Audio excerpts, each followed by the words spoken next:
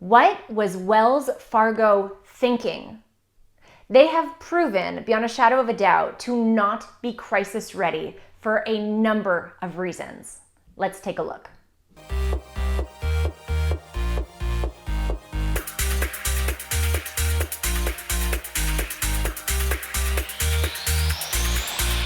Hey everybody, Melissa Agnes here, and I'm here with this week's episode of the Crisis Ready video series, where I aim to help you implement a crisis ready culture, one tip, strategy, or case study at a time.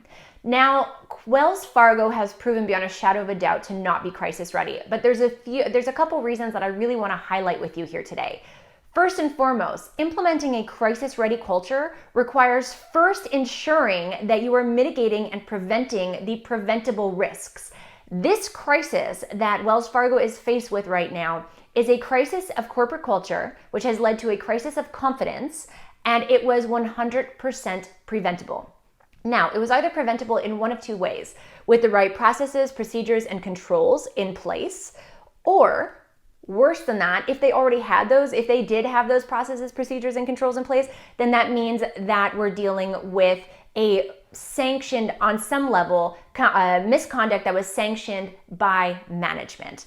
Either way, preventable risks, and as a result, you're dealing with one of the most difficult crises to manage, because customers are saying, hello, this never should have happened in the first place. How can you ever excuse yourself or redeem yourself? And that leads me to my second point. While their crisis communications are being strategically crafted, you can very well see that. They're trying to have that compassionate tone. They're trying to say that they're putting customers first. They are still not answering. They're kind of going around the bigger questions, and they're not answering the biggest question that customers want the answer to. How did this ever happen in the first place? And what are you doing to ensure that this corporate culture crisis is going to be fixed?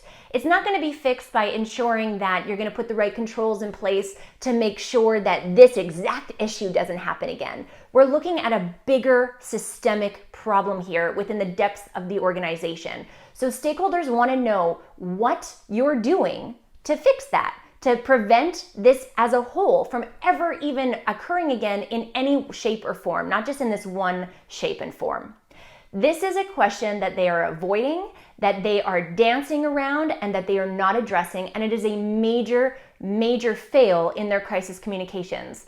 If they don't start answering the bigger questions and fixing the bigger issues, then there is no ground to begin rebuilding that coveted trust that they have lost from their stakeholders.